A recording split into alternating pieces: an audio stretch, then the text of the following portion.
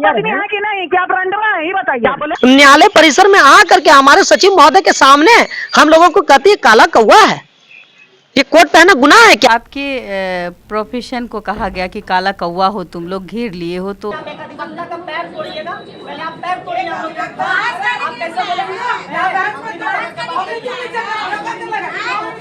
अरे तुम बहस करने के लिए बुलाया, अरे तुम बहस करेगा, पूरा उंगली दिखाओ खा करके। ये सोच था कि वो आ जाएगी कोर्ट पे और ये काला कौवा को बदनाम करेगी। हाँ मैडम, पैर तोड़ दीजिएगा अधिवक्ता। देखिए मैडम इधर। डरने वाले अगर हम लोग रहते तो ये काला कोट पहनते ही नहीं। इसीलिए बोला कि सारे काले कौवे कोर्ट ने हमें घेर लिया। मैडम दिखाइए इधर फेस थोड़ा, कंचन मैडम दिखाइए। अधिवक्ता को गाली देते हैं मैडम। कह रहा था कि 2-2.5 लाख रुपए ले लीजिए और ये मैटर को सॉर्ट आउट कर लीजिए।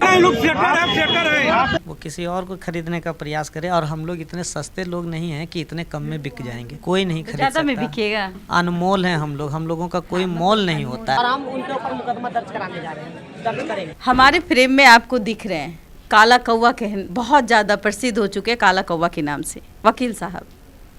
मैं भी नाम नहीं जानती थी, लेकिन जैसे हमने न्यूज़ में देखा तो मुझे लगा कि ये काला कौवा कोट, मतलब काले कोट को काला कौवा बोलना ये कहाँ तक सही है। और इनके टांग को तोड़ देना, और एक शब्द था वो बहुत ज़्यादा वायरल हो रहा है, वो मैं नहीं कह सकती कौन सा शब्द था जो उसने आपको फ़ोन पे बोला। वो बोलने लगे अभद्र तरीके से कि तुम रंडवा हो क्या, ऐसे तुम्हारा पैर तोड़ देंगे। पैर तोड़ देंगे? हाँ, घर तुम कोर्ट में आकर मांगी।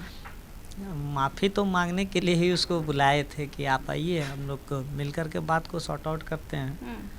तो आप क्या समझ रहे थे कि वो सुप्रीम कोर्ट के जज हैं जो मानवाधिकार के नाम पर काम कर रही है? मैं उसके बारे में जान चुका था, उस समय तक मैं जान चुका था कि ये फर्जी है। फर्जी है? हाँ। और लेकिन हम जिस देश के वासी हैं उस देश में महिलाओं का एक अलग सम्मान है, वो माता के रूप में पूजी जाती है, चाहे वो किसी भी प्रकार की हो, उसका बिहेवियर नेचर जो भी हो, लेकिन हमारे देश में उसको एक स्थान दे दिया गया है और हम उसको झुटला नहीं सकते। एक महिला कैसे किसी एक महिला को गाली बक सकती है, एक पुरुष को गाली बक सकती है? ये अपने अपने संस्कार हैं, लोगों को जैसा संस्कार मिलता है वो वैसा काम करते हैं। जब आपको आपके प्रोफेशन को कहा गया कि काला कौवा हो, तुम लोग घेर लिए हो, तो उस वक्त आप लोगों ने अचानक से, मतलब ये सोच था कि वो आ जाएगी कोर्ट पे और ये काला कौवा को बदनाम करेगी? हम बिल्कुल नहीं सोच रहे थे कि वो यहाँ तक पहुँच जाएगी। हम बोले थे कि मैडम अगर आपको काउंसलिंग करना है तो आप न्यायालय आ जाइए। उतना अभद्र व्यवहार मेरे साथ करने के बावजूद भी मुझे लगा कि उसको न्यायालय और एडवोकेट के पावर के बारे में उसको पता होगा, संगठन की शक्ति के बारे में उसको पता होगा, लेकिन मुझे नहीं पता था वो इतनी नासमझ है, वो चली ही आएगी और आकर के थ्रेट भी करने लगेगी, ये भी मुझे नहीं पता था। कैसे जब वो आपके सामने आई तो क्या बात करी? वो मेरे सामने जैसे आई, हम लोग ससम्मान उनको बोले कि आप मैडम बैठ जाइए, बैठ करके हम लोग बात करते हैं। अरे तुम बहस करने के लिए बुलाया, अरे तुम बहस करेगा, पूरा उंगली दिखाओ खा करके। फिर हम लोगों के द्वारा बोला गया है रे तुम तड़ाक, उसका लैंग्वेज ही वही है। तो उनको जो दिया गया है वही हमको वो दे रही थी, हम लोग उसको सहजतापूर्वक स्वीकार भी कर रहे थे। भाई हम बोले कि वो बोली कि तुमको, अरे तुम बहस करने के लिए बुलाया है, तुम नहीं जानता है हम कौन है। हम बोले हम सब कुछ जानते हैं। फिर सेक्रेटरी साहब बोले कि अगर आप ठीक है, कोई भी पदाधिकारी हैं, आपका सम्मान है, आप हमको आईडी कार्ड दिखाइए, आपका पहचान पत्र ही आपका पहचान है, आप दिखाएंगे उसी से ना पता चलेगा कि आप कौन है नहीं हैं।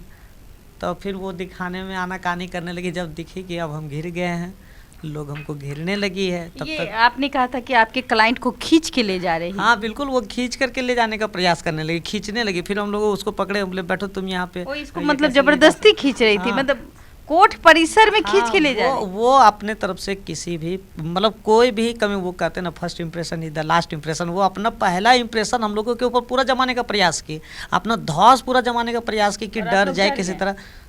डरने वाले अगर हम लोग रहते तो ये काला कोट पहनते ही नहीं। इसीलिए बोला कि सारे काले कौवे कोर्ट ने हमें घेर लिया।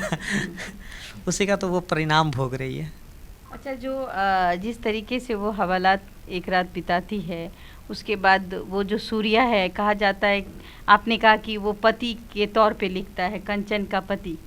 ये सही है? हाँ वो कह रहा था, लेकिन इस पे हम लोग ज़्यादा चर्चा ना करें, जानते हैं ही हम नए तो फिर उसके बारे में हम बताएंगे क्या। लेकिन वो आया था हम लोगों के पास, अपना माफ़ीनामा वगैरह लिख करके दिया और बोला सर हम लोगों से जाने अनजाने में गलती हो गई। हालांकि जाने अनजाने में तो नहीं, जान करके ही उसने गलती किया। लेकिन हम लोगों के पास है क्या कि वो कहते हैं ना, क्षमादान से बड़ा कोई दान नहीं होता, तो हम लोग पहले उसी को मानते हैं। तो आप क्षमा कर दिए? देखिए तत्काल तो उसको रिलीफ दे दिया गया है, तत्काल दिया गया। हाँ, लेकिन न्यायालय का जो प्रोसेस है उससे उसको गुजरना होगा। अच्छा, केस चलेगी? हाँ बिल्कुल चलेगा, केस भी चलेगा और हम लोग कंटेस्ट भी करेंगे प्रॉपर वे में। जो भी होता है न्यायालय का नियम हम लोग उसको पूरा फील करेंगे और हम लोग प्रयास करेंगे कि वो आसानी से छूटे। कह रहा था कि 2-2.5 लाख रुपए ले लीजिए और ये मैटर को सॉर्ट आउट कर लीजिए। वो किसी और को खरीदने का प्रयास करे, और हम लोग इतने सस्ते लोग नहीं हैं कि इतने कम में बिक जाएंगे, कोई नहीं खरीद ज़्यादा में सकता। बिकेगा? अनमोल हैं हम लोगों का कोई मोल नहीं होता है। क्या कहना है कि मुझे कोई खरीद नहीं सकता। और रही बात पैसे की, तो 2-2.5 लाख का इनके पास ऑफ़र आया था कि कंचन मैडम जो है वो उनको देगी, लेकिन इन्होंने ठुकरा दिया, इसलिए कि एक महिला की इज्जत की बात थी और महिला को ज़बरदस्ती किसी के सामने बेइज्जत करना, ये सही है या गलत? ये बिल्कुल गलत है। सबसे पहले तो उसको, वो स्वयं महिला है, उसको समझना चाहिए कि महिलाओं का दर्द क्या होता है, उसको समझना चाहिए इस बात को। और जिस प्रकार से अभी आपके कैमरे पे लक्ष्मी फूट फूट कर रो रही थी, ये कहीं ना कहीं उसका दर्द झलक रहा था, ये उसके आंसू नहीं थे। और इस बात को कंचन अगर इस आपके चैनल के माध्यम से इस वीडियो को देखे तो उसको, हाँ, उसको लगना चाहिए कि तुमने कितना बड़ा अपराध कर दिया।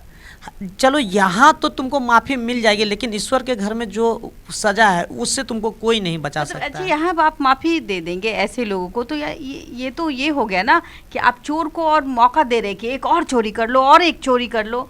मतलब हर घर में जाओ और सबकी माँ बहन को क्या कर लो, वो कर लो। मैंने एक और मर्द के साथ मैंने एक उदाहरण दिया कि यहाँ से तुमको माफ़ी मिल भी जाती है तो ईश्वर के घर में, ईश्वर के जो वो इंसाफ है उससे तुमको कोई नहीं बचा तो इनकी सकता। दुकानें आप बंद कराने की कोशिश करेंगे? बिल्कुल कोशिश करेंगे, और बिहार में हम लोगों के द्वारा प्रयास रहेगा कि इस प्रकार का जो भी चल रहा है उसको बंद कराया जाए। बंद कराया जाए? बिल्कुल कराया जाए।